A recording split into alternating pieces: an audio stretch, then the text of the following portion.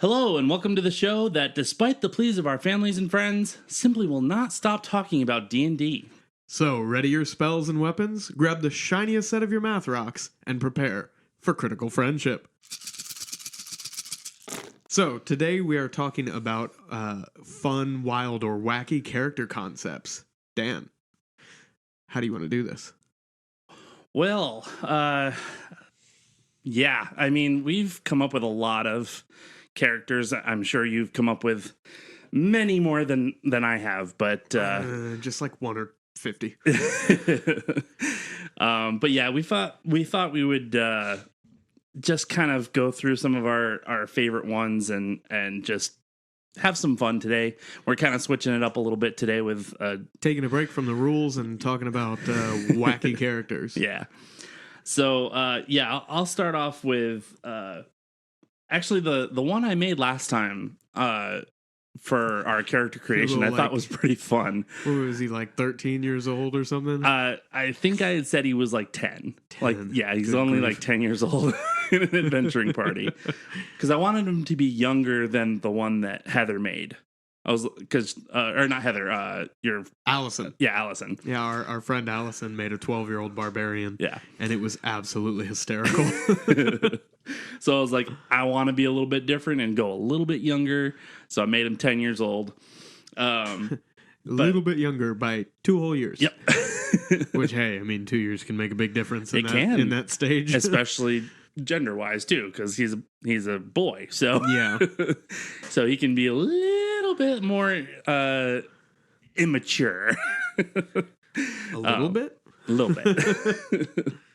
But yeah, so I thought it would be funny to make a 10-year-old character who just wants to have fun while he's adventuring and stuff like that. And so he follows a particular god that, or his patron, I should say, because he's a warlock, is the god of, what did I say? It was like trickery and like practical jokes and stuff. Yeah. So like he was like throwing cupcake farts at people and like So yeah, his should have done poison spray. It'll probably be on there. His Eldritch Blast is flavored as a hand fart kill. Yeah. But yeah, I thought that would be really fun. And then just also the things that we were coming up with, just role play wise, of like him being Heather's characters, like Coach G, yeah, and stuff like that. And there's just fun stuff you can She's do. just with like, that I kind have of to stuff. protect this weird chaotic child, Right? while he's farting into his hand and throwing it at people. Yep. Hand fart kill. But yeah, that's one of my favorite ones so far. Did you want to go right ahead and go for yours, or did you want me to do another one? I'll go for we can go back and forth. I'll go for one that was a little more tame. I originally made him. We were gonna play in a Curse of Strahd campaign, and this was one I actually got to play for a little bit. He was a feral winged tiefling, and like had the full on just looked like a big scary devil man thing, like fangs and sharp tail and all that crazy stuff. And like I made him a monk, and he had the hermit background, and he was raised by goblins. Oh boy. So he was very feral and just kind of wild. And then his goblin crew, like his home, kind of got wiped out, and so he like ran off into the woods and got a little bit more animalistic and crazy. And because people always look freaked out when he would like just show up, big horned devil guy, he would just be like, "Guys, don't worry, I'm not a goblin." It's like, yeah, nobody was concerned about that, dude. It's the wings, the tail, the claws, and the teeth. Yeah. And you said he was green too, right? Like, No, you're or thinking of green Morthos. Oh, it's not the same one? No. This was a different one. Morthos was also a hermit, but he was a rogue. Okay. And, all right. and he different backstory for him. Yeah. And he he was just really strange.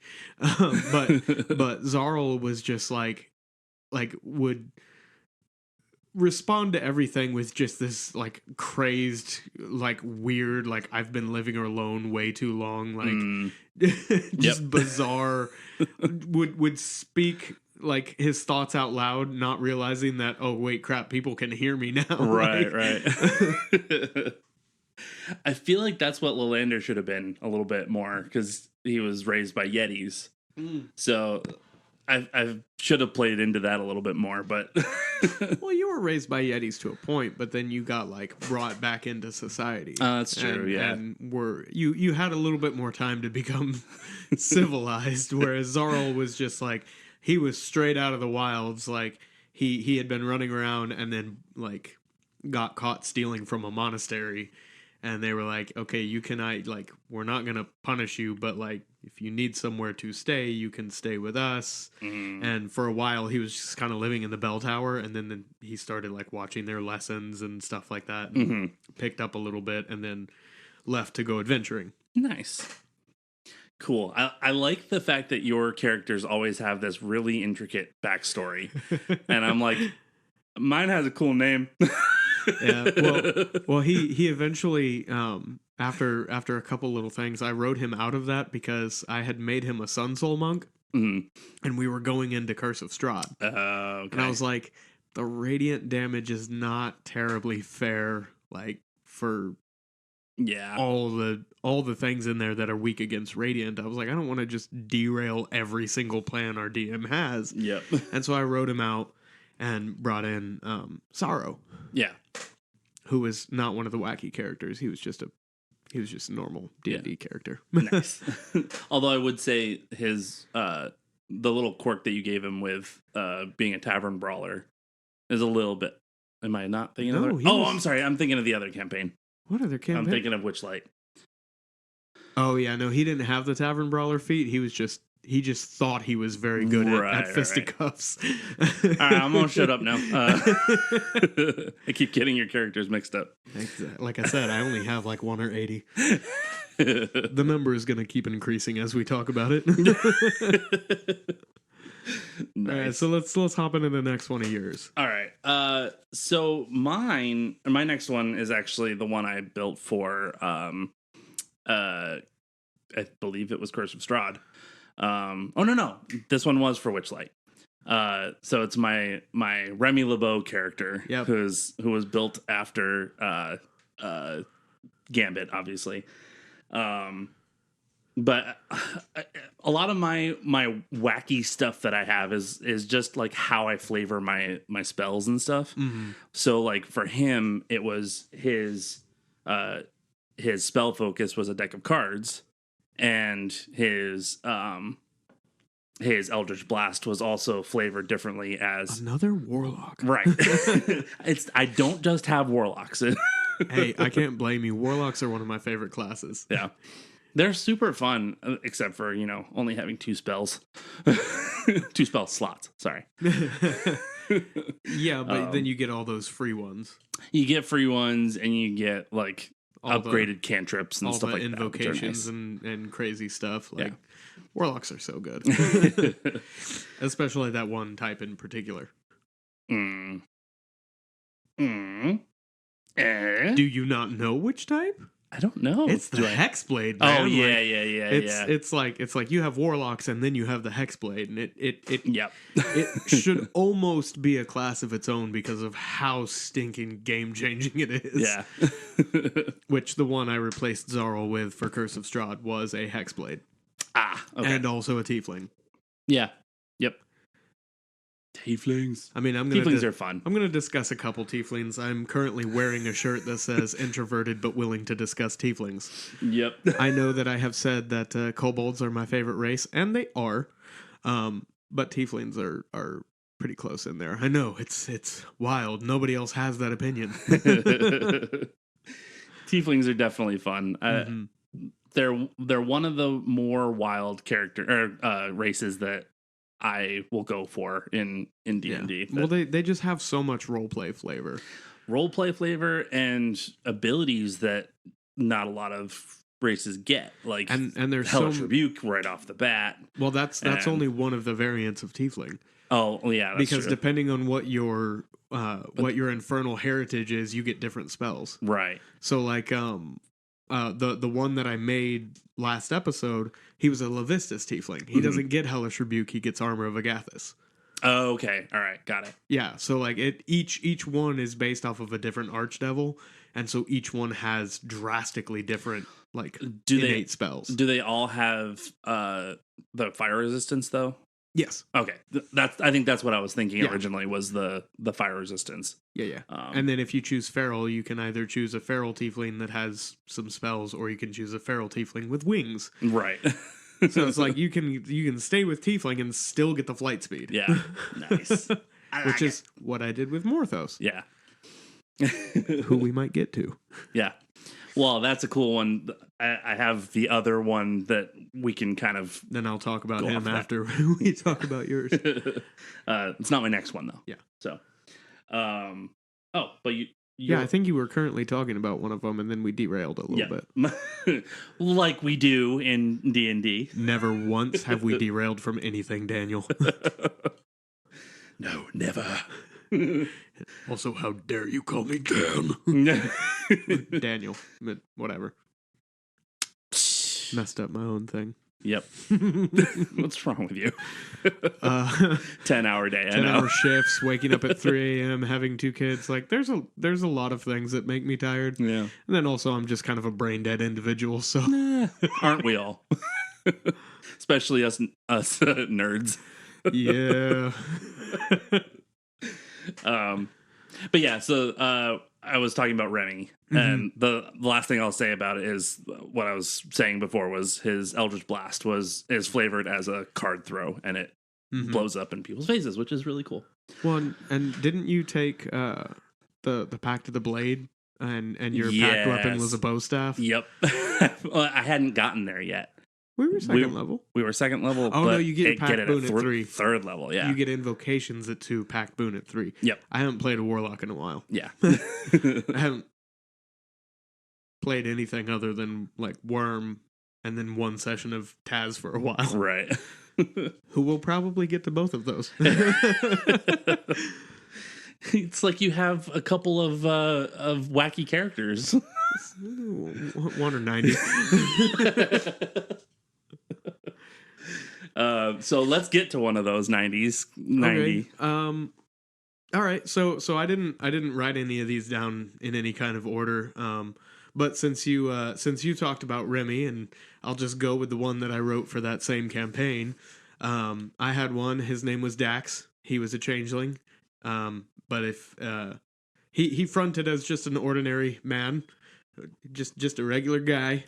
Just a regular. So of course his last name was Man Guy. Yep. But he went by Gilbraith because the persona that he took on was basically one of his friends growing up died, and so he took that guy's form and just kind of lived as him and kind of assumed a lot of his personality traits and stuff like that. One of which was the guy loved to get in like friendly fist fights and things like that. Well, Dax was a sorcerer, so he was really bad at fist fights. Lots of squish. Yeah. So to compensate for that, I gave him some touch-based spells, and his spellcasting focus was a set of basically magical brass knuckles that he would use as his spell focus. And so, he would run up and punch somebody, and it would be, I'm casting Shocking Grasp, or because he was wounds or something. Yeah, because he was a divine soul sorcerer. It's like, all right, well, I'm going to hit him and cast Inflict Wounds. And Rachel, who was our DM and also my sister, was like, okay, go ahead and what does that do? And I'm like, well, that's going to be 3d10 necrotic damage. And she's like, oh, that's a lot for first level. And I'm like, yeah, he thinks he's really good at fist fighting. Yeah. But he's just really good at looking like he's good at fist fighting. Well, and also as soon as you look at him and sneeze, he crumples. Yeah. Because I intentionally, I said when we were making characters, I was like, don't really ever put con as your dump stat. I put con as his second lowest stat. Oh, no. Yeah, so at first level, I think I had 7 HP. Oh, yeah, that was. So it was literally, if you sneezed on him, he crumpled. And just by sheer dumb luck, when we got into that, like we went into that arena for like the cage fights or whatever. Yeah, yep. He was one of the few that made it past the first round, made it all the way to the last one, and then the boss just kind of looked at him and just slapped him to the ground. like just like, I'm done. Okay. Just poked him a little bit and he collapsed. Well, not only that, but like you were able to stay away fairly well for most of that, and then just like. Well, like I said, sheer dumb luck, because there was like random environmental hazards that were like firing through it, and I just happened to be standing in a square, and so Rachel was rolling dice to see where they landed, and they just all, like, literally one round, one went right in front of him, and one went right beside him, and then another one went right behind him, and I was like, man, I was standing in just the right spot to miss all of that. You might have needed to take some like shrapnel or something. Well, because it was just like lightning. Oh, okay, all right, Yeah, that makes sense. That's funny. All right, Dan, what's your next one? My next one is one I have not gotten to play yet, and I really want to. But I based him off of the Disney movie Encanto. Oh yeah, I think you told me about this one. Yep, it's a divination wizard named Bruno. Yep. But the wacky part about it is that so he sees the future and all that, but anytime anyone says his name, he looks up in surprise and says, "No one talks about Bruno," or "We don't talk about Bruno," and he speaks in the third person. So like, Bruno doesn't do that. Like, you know, like Bruno has to say, you know, whatever it is. But like, so anytime anyone ever says anything about him, he's like, no, we don't talk about Bruno." Does he have a flock of familiars and it's just a bunch of rats? I hadn't gotten that far, but probably. Oh, come on. Like you said, I haven't gotten a chance to really make him a good, like, full character because I haven't had a chance to play him. So I I did end up leveling him up all the way to 20 to see what feats and stuff were available to him, but none of them really worked with what I was seeing, other than like what was it, telepathic, I think, was one of the ones I took, but like that really didn't have anything to do with it. So Lucky would have helped because it lets you kind of be a little bit more Master of Fate style. Yeah, that's true. You know, that kind of stuff, and then you can always like or amplify it by taking like a level of Clockwork Soul, which also gives you dice manipulation and stuff like that. Yeah, yeah, that's true. That's a good point. But yeah, so that's one of my. I think that's one of my more wacky ones that I really want to play at some point. Okay, so you play that, and I'll play the bard character that I'm going to talk about next, so that I can sing the Bruno song. Ah, there you go. So for anybody out there who has ever heard the band Steam Powered Giraffe, oh yeah, yep. I wanted to make a Warforged, obviously, a little Clockwork Warforged bard that was the spine from Steam Powered Giraffe. And a little bit of backstory on that is their songs, just because they're fun and kind of lighthearted and stuff like that, was what I would sing to my daughter, my oldest daughter, when I was trying to put her to sleep. So like Honeybee and I'll Rest With You and stuff like that. Like I would sing those to her all the time. And so I know at least their first 3 albums, you know, front to back, because she loved them. Yeah. Despite, you know, my voice sounding the way it does, she just loved when I would sing those songs. And one of the first words that she would, like, things she would ask for was the song Honeybee when I was putting her to sleep. So she could barely say anything, but when I would be singing something, she'd put her hand over my mouth and like shake her head and then go, "Bee-hee, bee-hee." I'm like, You want Honeybee? Yeah. Aww. Start nodding all enthusiastically. Okay, I'll sing Honeybee. Like, how dare I sing something else for a change?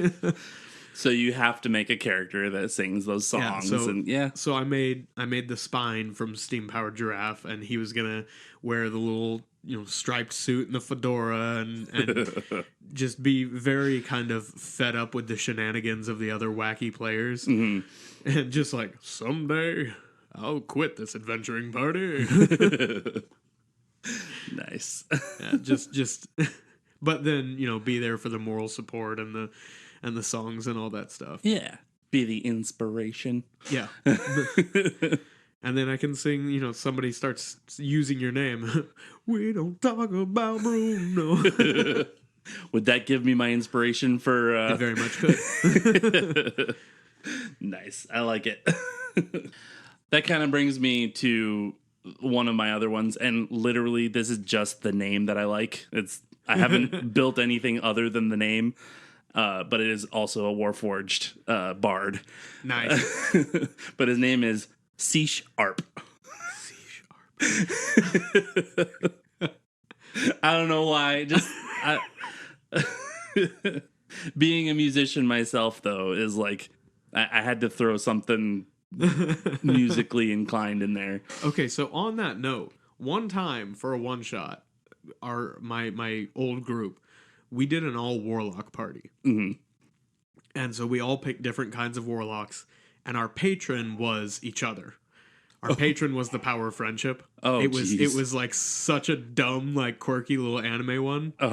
And so that brings me to the on the whole bard thing, because fun fact, never played as a bard. Me neither. We're gonna have to do one someday where everybody's playing a bard, and we're in a band that's trying to make it big. We should make it where it's all Warforged bards and be like the Chuck E. Cheese. Oh my gosh, automatons. It would be so funny. I mean, if you've ever seen a Steam Powered Giraffe video, that's basically how they move. You know. That would be so funny. Just be this weird robot band that's trying to make it big. Yeah. Or you could do it where it's the bard, but also, I don't know if you can do this, but multi-class into druid and wild shape into the different animals. That was one of the characters I was going to talk about. Oh no. was a Warforged druid that was basically Beast Wars. Oh yeah, Transformers yeah. Beast Wars. Yep. Funnily enough, actually, Smosh is actually doing a D&D campaign right now. Really? Yeah. Weird. And Shane Top is playing a Warforged druid. Huh. And so he flavored it as basically a Beast Wars thing too. Yeah, so I had that idea, and I had talked to my wife about it, and so there's a DM out there that I believe has a direct link to my brain. Because I'll come up I'll think of an idea, I'll tell Heather about it, and then a few days later an episode of their podcast comes out, and I'm just like, what? Dude, I thought about that 2 days ago. Like, how long ago did you think about it? Obviously, probably a while, but... Yeah. Say, come to find out, it's actually just Heather masking her voice. I would be furious that I've not gotten the chance to be on that show. Well, it's a secret. She's masking her voice for a reason. Well, that's the Unexpectables. I would be furious that I wasn't able to... You've been Monty Glue this whole time and didn't tell me! That would be funny. I didn't know you had ties with Team 4-Star! But yeah, she got to be actually on somebody else's show and played a Warforged... Monty, I'm guessing, not Heather. Not Heather. No. got to be a Warforged druid named T-Wig. Mm-hmm. Oh, Twig. Twig. Yeah. She was made out of wood, and I mean, just did weird, crazy Beast Wars, Transformers, wild shapes. It was, and I was like, I literally talked about this like 3 days ago, how it would be really fun character to play. Mm-hmm. It's like, stop doing that. It's not fair. It's That's why we need to make our own campaign for the podcast. And well, we need more microphones. We need more equipment. Less loud noises in the room with the table. Yeah. We would have to find babysitters every single week. Yep. That would be the biggest thing. And money. Money would be good too. What's that? That green stuff that helps us buy minis. Or the little plastic, cards that we can use too. Oh, the skinny minis? Those are fun. No, I was saying the other type the of ones money. You have? Yeah. Oh, yeah. Yeah, I don't have that. Yeah. But anyway. Yeah. So I feel like we both just kind of talked about one. Yeah. So I did my... Did C# have a personality, or Not it yet, was just no. your nod to the fact that you're a musician? Pretty much. So it's just Dan, but robotic. Yeah. And then mine was the Warforged Beast Wars Wild Shape. Yep. Very nice. Very nice. Another one I have is literally just a name at this point. Yeah. I know he's a rogue, but I don't have any other stuff about him yet. But his name is Dun Renoft. Is that because I'm constantly saying, "Oh, hey, are you in an OFT?" Pretty much. It came. Done run off. It definitely came from a comment you made one time. I was like, that'd be a good name for a rogue. Dun Renoft. Done run off. Dun. Dunn. So yeah, it's DUNN RUNNOFT. Run off. That's from a movie, and I cannot for the life of me remember what it's from. Oh, okay. Yeah. That's one of the things that's not just from my brain. It's from a movie, and I cannot remember. Yeah. I've been trying to figure that one out for a long time, and I cannot remember.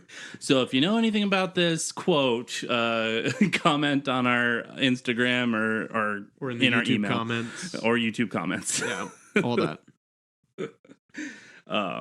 But yeah, that's done Renoft. I'll have some other stuff for that later. But amazing.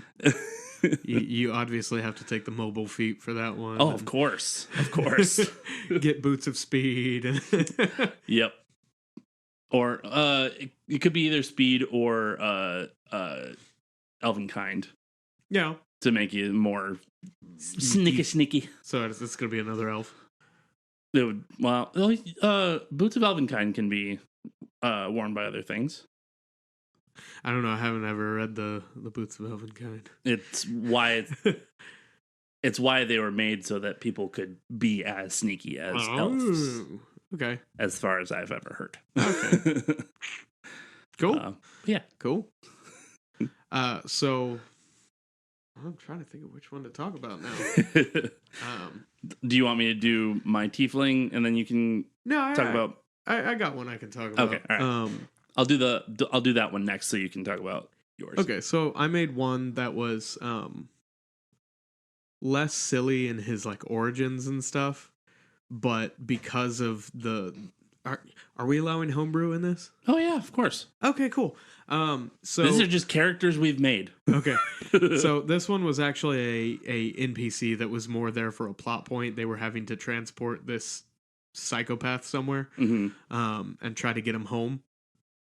And none of them knew that he was actually very, very capable and incredibly dangerous. They just thought like, oh, this guy's crazy.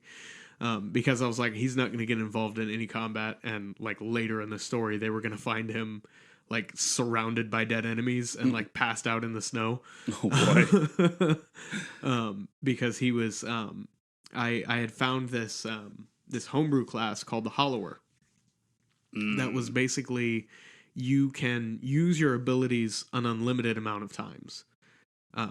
But every time you used one, you had to make basically a insanity saving throw, where if you failed a wisdom save, you took on levels of insanity off of this D100 chart. Oh, okay. And the more crazy you were, the higher modifiers you added to it. So I think it might have only been like a 50 a 50 number chart, but you rolled a d20. Oh, okay. And so the crazier you were, the more levels of insanity you actually had. When you rolled that d20, you would add the number of actual insanity points that you had on you to that. Oof. And so the crazier you got, the worse the insanity became. So like in the beginning, it was like, oh, like you see weird shapes in the corners of your eyes, so you just kind of had to role play that. Yeah. And then like further down, yeah, like further, yeah, kind of doing the Jack Sparrow hands and stuff, you know. But then like further down, it turned into stuff like you are mortally terrified of speaking to other people, as their words might entrap your soul. Oh my gosh. Before you're able to speak, you have to roll a wisdom saving throw against a DC equal to your current insanity level, or else be unable to talk. And so like the further down you got, like it just got absurd. But your class abilities, depending on what subclass you had, you were able to suppress that madness or purge it out of you. Mm-hmm. But the more sane you were, the less powerful you were.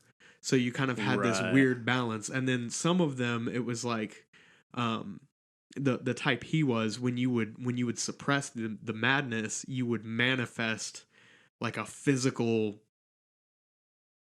incarnation of your insanity. Mm-hmm. And it was called the Devourer, and this thing would be under your control, and you could send it to go attack people and stuff like that. And once it was killed, those levels of insanity that you suppressed or pushed out of you to create this thing would go away. The only problem is if you were too crazy and were suppressing too many levels of madness, it would turn against you. And so this guy was just absolutely nuts, and this group of smugglers was hiring the party. They're like, hey, you want passage on board our ship? We're going where you're going. Help us get this guy on here, because he's not supposed to be here. Like, we've got to get him through town to the docks. Yeah. And so they're like, yeah, sure, whatever. Like, that's all we have to do.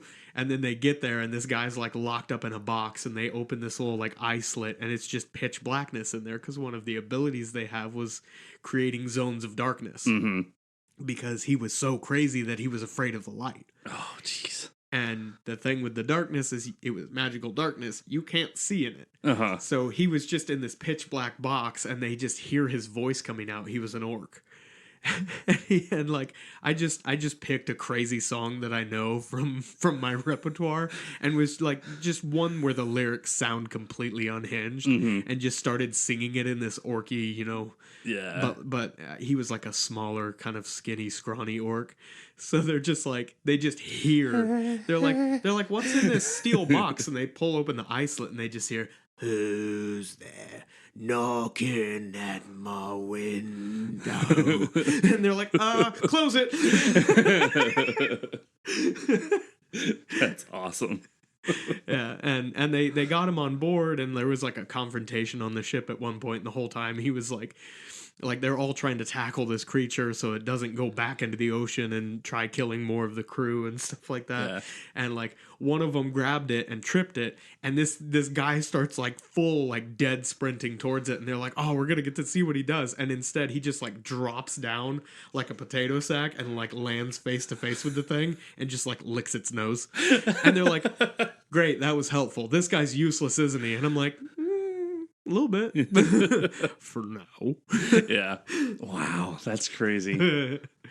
Insane. But then later I actually got like the opportunity to play as that class, and I didn't know that he had the homebrewer had remade it. I think the homebrewer is called Clockwork Dragon.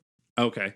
I didn't know that he had made a second version of it, and I played one session with the original and went, wow, this is way too powerful. Yeah. This needs some serious nerfing, and I changed classes, and that's how the character Isaiah was born. He was originally a hollower, and then I realized how strong it was and was like, no. Yeah. But I have found the revised version, and he did fix it. Yeah, nice. That's really crazy. Oh my gosh. Literally. Yeah, his name was Tarl the Mad. Okay. Oh, man, that sounds like a lot of fun to play with, though. Yeah.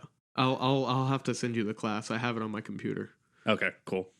Or you can find it. Like the PDF is also online. Oh, I'm sure. It kind of actually reminds me of another character that I didn't put on my list that I was wanting to play at one point. It was a changeling, but a multi-personality changeling. But we could never we couldn't ever decide on like kind of our multi-personality. Well, yeah, but like it was one of those ones where you had to like pick who you were going to be that day, or like sort of like the one I told you about the other day. Basically. Friday, Saturday. When did we come over last? Was it Saturday? That was it was Saturday. Saturday. Yeah, it was Saturday. It was Saturday. Yeah. But yeah, my wife and I are over here all the time. No, not all the time. You could be over here more. Gas prices and my bank account say no. Just because you live an hour away. That's your fault, not mine. Somebody decided to live in town where it sucks. I get to live out in the country where it's beautiful.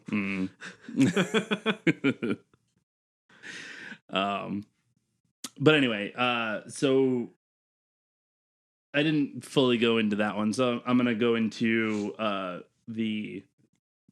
our kind of paired up one now. Okay. So my next one is going to be, I'm gonna spell it out first. So it's K''RT. So it's Kurt. Kurt. And yes, and he does have the German accent. But in the Munich circus, he was known as the Nightcrawler, the incredible Nightcrawler. Yeah. Again, I'm a huge Marvel fan, so I have made a lot of. We haven't figured that out yet, Dan. No, not at all. Throughout this show and Two Geeks One Noob, like who would have guessed you like Marvel? I like to remind people all the time. But a bunch of my characters are based off of Marvel characters. Yeah. So this one was based off of Nightcrawler. He's a blue tiefling that has a lot of teleportation spells and abilities that get him all over the place, and like we got Echo Knight. Yep, yeah. So he's an Echo Knight fighter, cleric, rogue. I forget what the subclasses of those two were, but like it was just it's a lot of fun. We got to play a one shot with him, and my wife ran that one. That's right, she did. Yep. And we didn't finish that one yet, did we? We did? Okay. Yeah. So it was just we wanted to do another one with that. Shortened it a little bit because it was really, really late, but we did finish it. Oh, okay. Like she had extra stuff planned, but then she realized how long it took us to get through some of the other things, and saw how late it was, and was like, we should. I'm going to cut out these couple things here. Yeah. I got put in a bag. You did.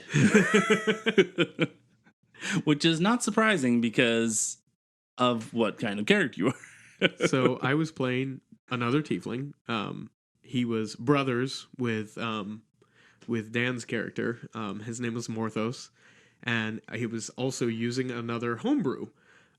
It was Connor McKinley's Predator Rogue, which can be found on the DM's Guild for a very, very reasonable price of like $2, something like that. It was very affordable and well worth it. Also a hermit, because Kurt and Morthos got separated in the woods when they were younger.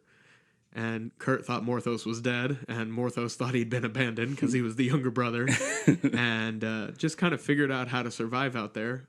Used to be blue, but because of the Predator Rogue's adaptation weirdness, his skin color changed to blend in with the woods.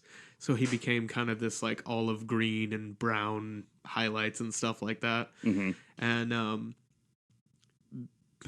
because he had been alone so long, he didn't understand like personal space and stuff like that. So whenever Kurt would walk around, Morthos was like directly behind him, like breathing down his neck. and then Kurt would stop walking and Morthos would trip over him. Like, it was just it was super fun because he was also a feral winged tiefling, and just kind of, you know, the Predator Rogue really focuses on like you look at nature and then you adapt to the different types of predators you see in nature, and so like he had claws.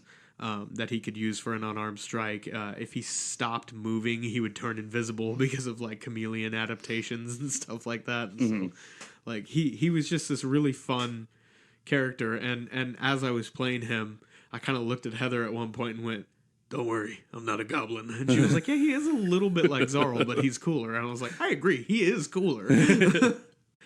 I think one of my favorite things about those two characters, though, like my character wasn't so much like wacky or crazy, but it was the interaction between the brothers that was like, there was a lot of role playing where it was like he's the older brother, or Kurt was the older brother, but he was like, I don't know how to be an older brother. Like we found each other because he had made peace with Morthos's death like years ago, and then like a few weeks ago he shows up.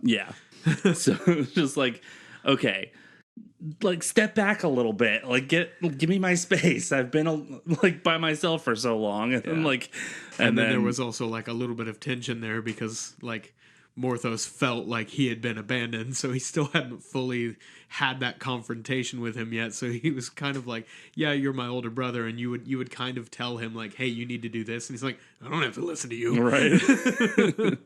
So not only was it the being a separated part, but it's also the sibling rivalry part of it. It's just like, you might be older, I'm bigger. You're definitely not. I'm faster. I can teleport. I can be over there in a split second. To be fair, Morthos was really fast. That is true. Yeah, his speed was like what, 50 or 60? So it was because I took the mobile feat. Yeah. So his base speed was 40, and then he was a rogue, so he could bonus action dash. Right. And so 100 feet per and round. then so so Heather didn't. My wife was running it. She didn't know that I had built the character all around like these really fast like hit and run tactics of like fly in and slash them with my claws and then get out of there because I had mobile. They can't attack of opportunity me as I'm leaving, and so she rolled randomly to see like which character got a curse to start off with, and it was mine. And then had me roll to see what the curse was. And I had a leg injury that reduced my movement speed. And as the campaign, like as the one shot went on, it got worse. And so it was just like, oh, well, this kind of sucks. But then when we got into the healing spring, it doubled his base movement speed. So his base... Was it doubled or what? Did it just add 10? It was more than 10. It was at least doubled. Oh, okay. So like it healed him back to his regular and then gave him like a boost to it. Yeah. So like at a minimum without dashing, he was like just absolutely just zipping around the battlefield, and then like I would throw on a bonus action dash on top of it, and then there was one point where I was like, well, I'm going to use my action to dash because the enemy was so far away and like slinging spells at us. Yeah. It's like, well, I'm going to use my action to dash. And then I'm going to use my bonus action to dash. So because you had made the joke of like, I stealth so well that I'm in the next one shot. Yep. And I said, I'm running so fast that I'm in the next one shot. So you just joined me there. Exactly. Which I do hope to use that character again. Yeah. And Joel texted us to make backups for his campaign that he's running, and I was like, well, it's 10th level. I already have Morthos made. He's done. Yeah. we should do that. We should have our brother characters as backups. But then we would lose Taz. we'd lose Taz, and we'd lose Aor. Oh, and we would lose that fun back and forth that they have. All right, so we should talk about that a little bit too. I thought Aor was the weird little donkey man. No, that's Eeyore. Well, I thought those were the things on the side of your head. Those are ears. Well, I thought that's what corn was. Yeah. So go ahead and discuss Aor. I'll talk about Taz, and then we'll get into that quirk. Well, again, it's not super crazy of a character itself, but just it's the interaction between our two characters that just makes it so much fun. You made a Dwergar that was super southern, like it was hilarious. Yeah. So yeah, this character's named what was it? Aor. Let me look it up real quick. Huh. You hadn't planned on talking about it. No, I did not. Gotcha. It is Aor Ambrose. I was trying to come up with some weird like southern name, and that was the best I could come up with. Aor Sweet Tea. That would have been good too. But yeah, so he's a gray dwarf or a dwergar. Mm-hmm. He's a violent assassin fighter barbarian, and and he's from the I want to say it was the planet Texas or somewhere. Yeah. What planet are you from? Texas. I'm from Texas. Which, for those of you who aren't from Texas, that's essentially how we see this place. Might as well be our own planet, and then the rest of the world is just kind of here. Yeah. But yeah, so the funny part about it is that like Dwergar have a sensitivity to the sun, mm-hmm. and like Texas is like our very Texas sunny. is very sunny. I'm guessing the planet of Texas is also very sunny, but has some underground stuff because that's where I'm from. Yeah, but I mean, Joel's campaign is a lot more like goofy and silly, so like is. we had a lot of fun though. We had a lot more liberty to do just wacky stuff. Yeah, like be from Space Australia. Yeah, so you're from Space Australia. I'm from Space Texas.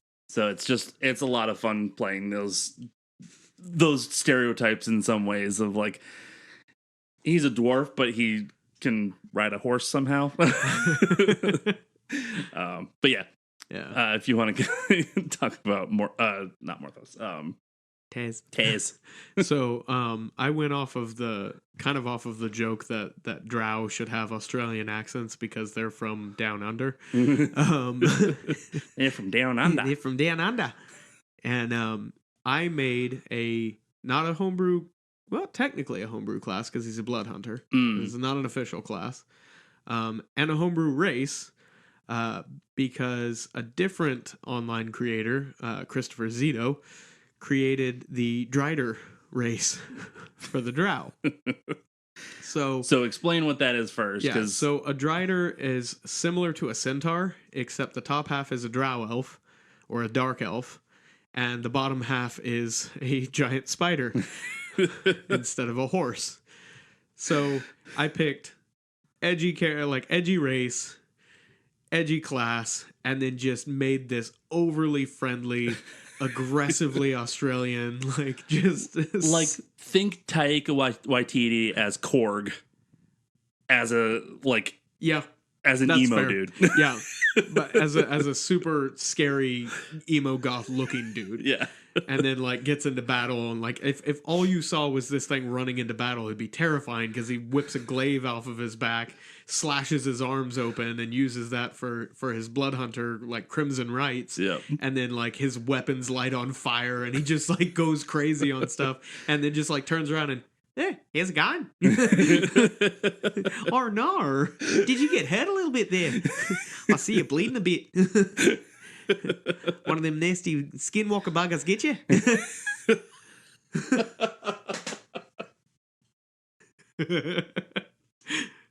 That's so great. I love it. Yeah, and then mine and Dan's character, so Aor, and his name was Tazlin, but he goes by Taz. Yep. And I always think Tasmanian Devil. I'm Tazlin, but you can call me Taz. All my friends call me Taz. I've never met anybody who's not my friend yet. They had this back and forth where one or the other would say something and the other person would think it's something else.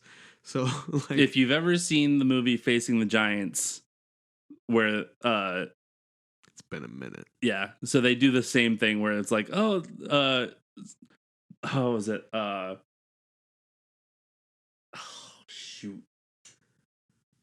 Some cheese. The what's that cheese? The something berg. Limburger? Limburger, yeah. Ugh. So something about Limburger, and they're like, "Isn't that big thing that blew up in the sky? That's the Hindenburg."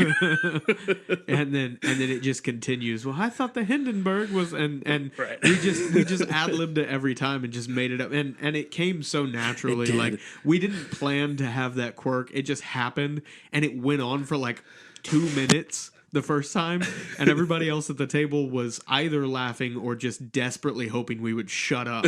And then that just became our thing from then on. Like either Aor would say something and Taz would misunderstand, or Taz would say something and Aor would misunderstand, and it just would go on until somebody was like, "Okay, you two, we're done with that." Yep. Not positive if it was in or out of character. Yeah. Who knows? If you can't tell, this is the reason why we started a podcast together, because we just work off of each other way too well. Also, this is why we have like 3 friends. I like the harmony on that one. That was cute. That was good. That was awesome. Anyway, what's the next one you got there, Dan? Okay. I'm starting to run out, not because I don't have more, but just because I didn't write any of them down, Yeah. so I don't know. I only have a couple more, and again, they're just because of the stupid names. I have a hard time coming up with backstories and quirks. Mm-hmm. So like I need to get better at that. There's one with a name.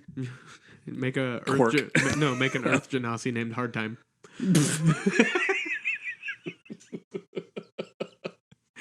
You're like, and now I want to. Nice. I like it. So I'll just do my last 2 real quick because it's. I think the only ones I have left is Azaya and Worm. Okay, cool. At least that I can think of. I know I have more, but yeah. So one of them is based off of Darkwing Duck. I think you sent me this one. So he's a Kenku rogue named Dirk Darkwing. Darkwing. I like it. But yeah, he's literally just Darkwing Duck as a Kenku. Nice. And then my other one is based off of Spider-Man. We actually got to play this one did. Heather's other one shot. Mm-hmm. And I freaking loved it. Mm-hmm. But his name, he's a human monk, but with a bunch of like spidery powers and stuff like that. Yeah, because we homebrewed an Ettercap or something. Something like that. Like he's a human. Like yeah, but I think we took some like Ettercap, like homebrew Ettercap abilities and like stuck them on there. I don't remember exactly how we did this. I had found some ways of making Spider-Man online in a 5e story, and I just kind of copied and pasted it into a custom. Ran it by the DM, got approval. Basically, yeah. But his name, which is important for all of these weird characters, absolutely, is they are all up to the dungeon master's approval or disapproval. If you come up with a wacky character and say, "Hey, can I play this?" and your DM's like, "I don't really know about that one," then it's fine. Like there's other DMs out there that will be like, "Yeah, no, that sounds great." Like Taz, a buddy of mine wanted to do a play-by-post. And so I came up with Taz and was like, "Can I play a Drider Blood Hunter?" And he goes, "Blood Hunter sounds cool, but you guys are like, I'm going to run you guys through Waterdeep Dragon Heist, so I don't really know how much a Drider would fit in there." And I was like, "Not a problem. I'll make something else." And he's like, "Okay, well, I can run a different one if that's what." And I was like, No. Run the one you want to run. I have like 1,000 other characters I can just plop one in. And then Joel was planning his, and he was asking when we were going to play it, and I was like, hey, throw Taz in there. Yeah.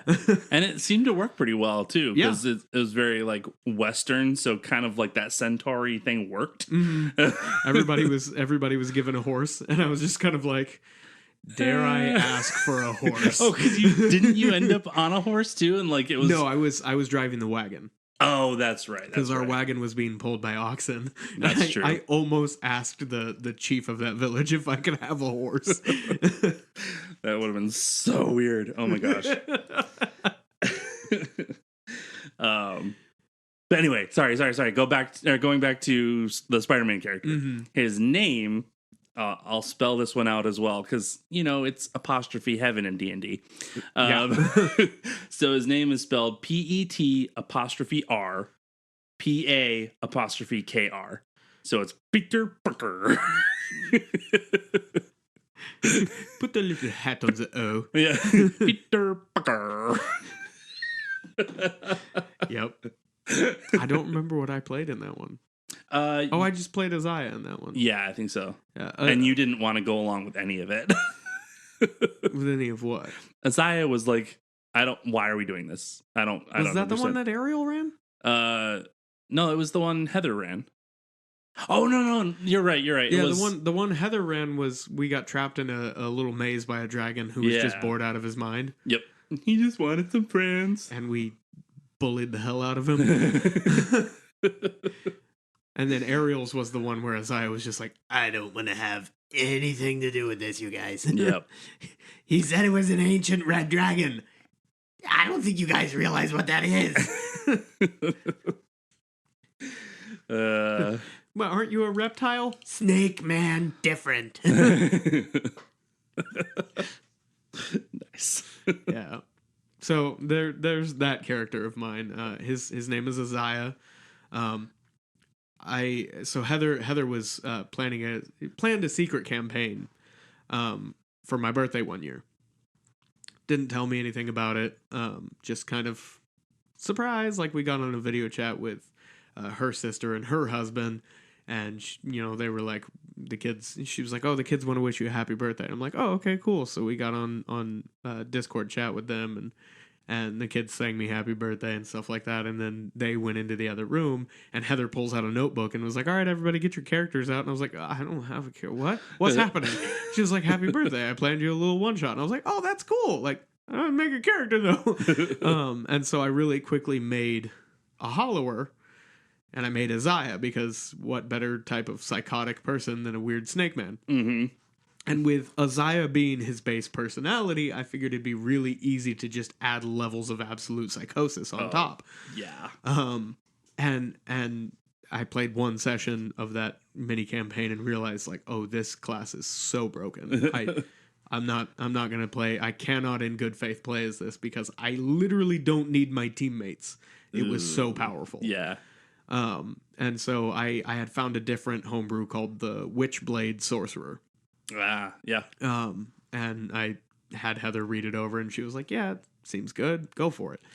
And so thus Isaiah was truly born. He's a Yanti, and man, she never got to finish running that little mini campaign, but I had written such a deep, like very deep reaching backstory for him. Mm-hmm. And I told Heather about it, and she was like, dude, that's cool. I can use so much of that. Like, because she based her one shot off of a kid's book that we had for my daughter. It was called The 1, 2, 3s of D&D. Oh, okay. Yep. And the villains of the campaign was like 8 liches, which we were 3rd level. So that was going to be really rough. But anyways, like, he was from like way, way far away, like over the seas, and had been conscripted into a mercenary group called the Dead Hand. Mm-hmm. Where when they would come into a town, if somebody hired them, part of their fee was, you're going to replace any men we lose, and you're also going to give us 10 more people. Okay. That are going to join our ranks. And so Isaiah was one of the people that just, by the, drawing of straws, got conscripted into the Dead Hand. And he had a natural affinity for magic, and so they kind of honed that And they use these very brutal and undead tactics and stuff like that. And Isaiah was he was just a combat mage. He didn't really like necromancy. And because of that, because of how brutal the Dead Hands necromancy was, I specifically gave him 0 spells with necromancy. Mm-hmm.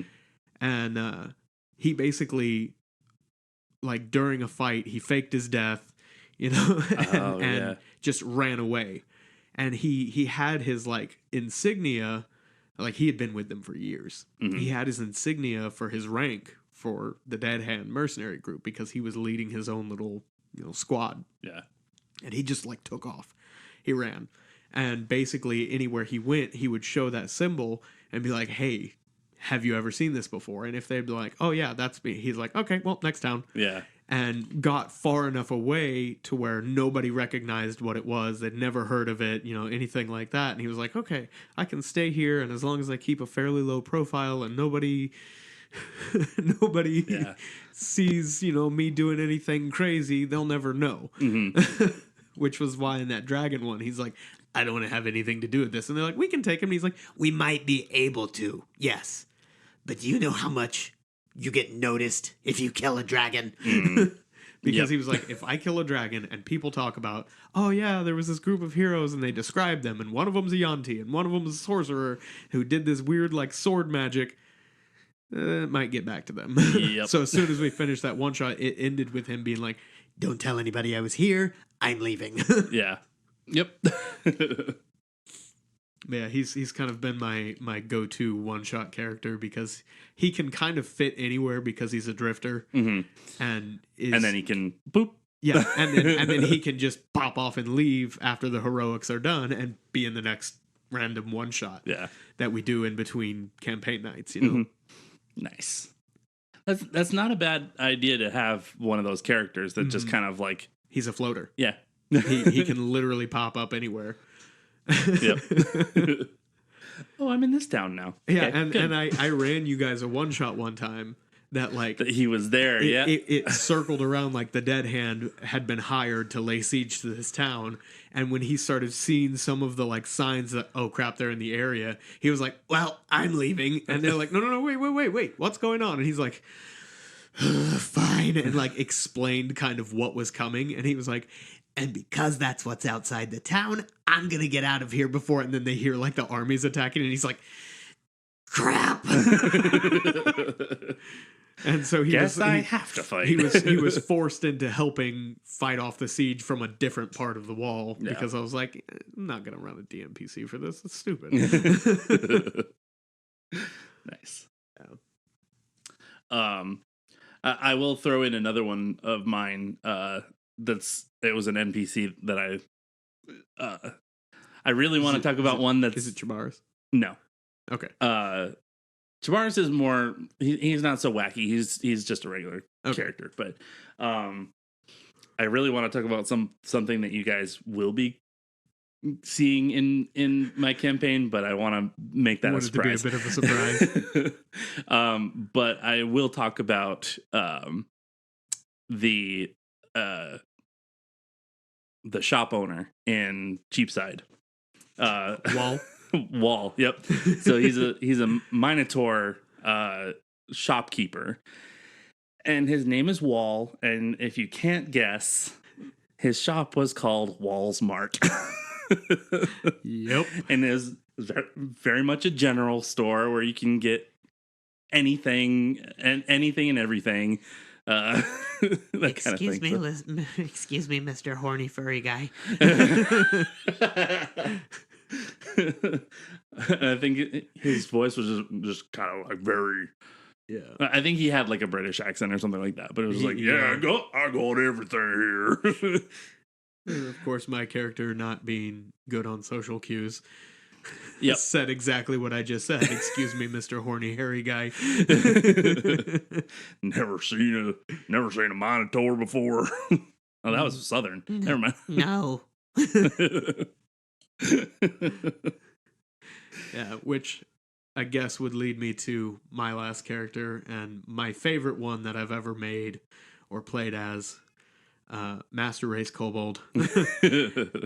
changed my mind. that you are playing in this in that I campaign am that I was just mentioning. Currently playing in Dan's campaign.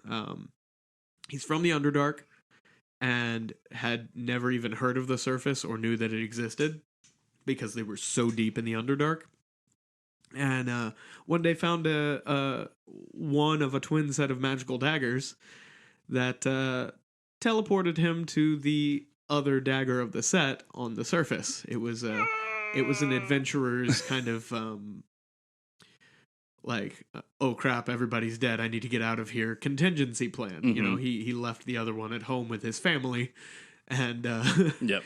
ended up dying before he could use it, and it was found by this little kobold while he was patrolling and trying to keep his kobold clan safe, and suddenly activated its magic, and he's in some random cottage with some woman who thinks that this kobold killed her husband and stole his dagger.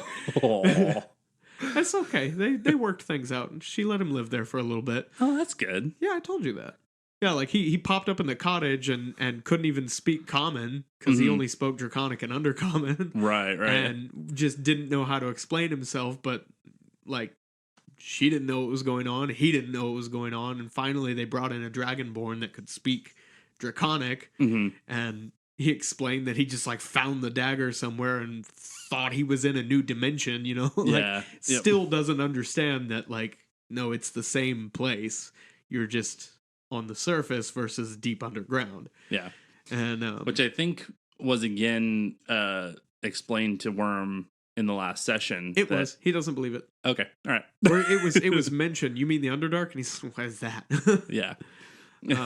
But yeah, so he stayed there for a while, and the people in that town kind of taught him a few things. We started the campaign at 5th level, so he was already, or I guess at 4th level. Yeah, it was 4th level, and then very quickly went to 5th so level. he was already competent, so I was able to give him more of a adventurous backstory. Yeah. And he ended up helping the town with some stuff, and that's how he got noticed and called to that tournament. Mm-hmm. But yeah, so somewhere out there in one of the towns around there's a cottage where people know him. Yeah. Well, I wasn't sure if... And that's up to you whether or not they'd be happy or sad that he's back. Oh God, this guy again. Hi everyone. That's a good point. I'll have to think that through a little bit. Mixed reviews. Yeah. It could be that the lady that let him stay there is one of the only people that tolerates him. Yeah. Everybody else bought him passage on the Moonstrider. Like, yep. Oh my gosh, just yes, take him. Go to the turn. Yeah, you'll win. You'll win, I'm sure. Somehow he did.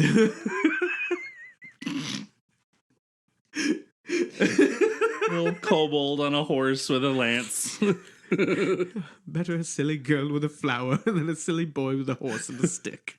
Silly kobold with a horse and a stick. It's called a lance. Hello. Hello.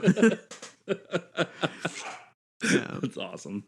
Yeah, he's very capable, very competent, but when it comes to social cues, I made charisma his dump stat. Yeah.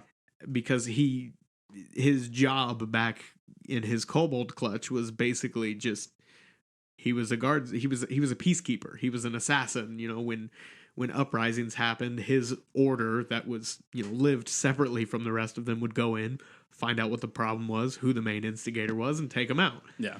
And then their other job was patrol around the place and make sure nothing hostile gets in. They weren't allowed to associate with the other people in the kobold clutch because, you know, maybe one day you have to kill that guy. And if you're real buddy-buddy with him, how are you going to do that? Yeah. And so he's not very socialized and doesn't get it. Yeah.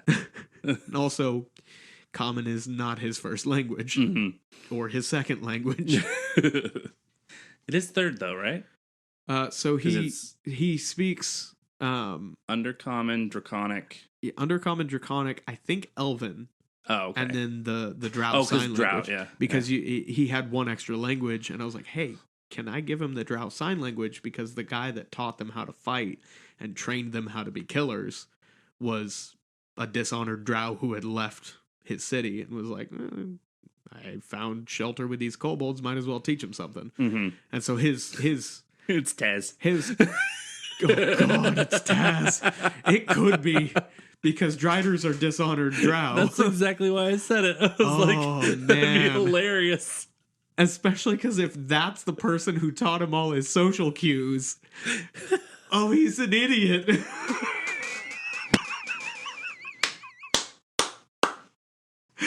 Oh, You're welcome. thank you, Dan. That's beautiful. But yeah, so he's been taught to be a killer. Doesn't really understand social cues, but he wants to. Yeah. But the only other people he associated with was other killers. Yeah. And Taz was so nice, Yeah. but it was just it's like I want to be like that, but I just don't know how. That's awesome. Oh, I'm gonna have to throw in like random bits of Australian lingo now, but not in the accent. Oh yeah, no, just random like throwing some shrimp on the Barbie or something. I don't know, but like throwing some what are they called? That's Bonzo's, mate.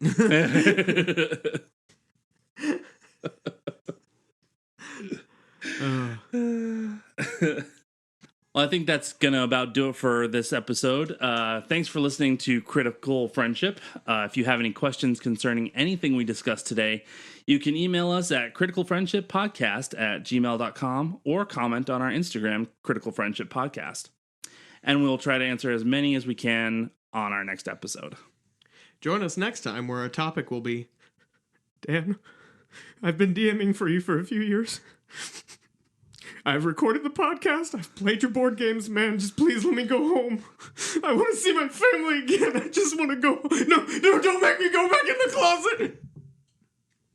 But as for now, dang it, I rolled the nat one on giving the outro.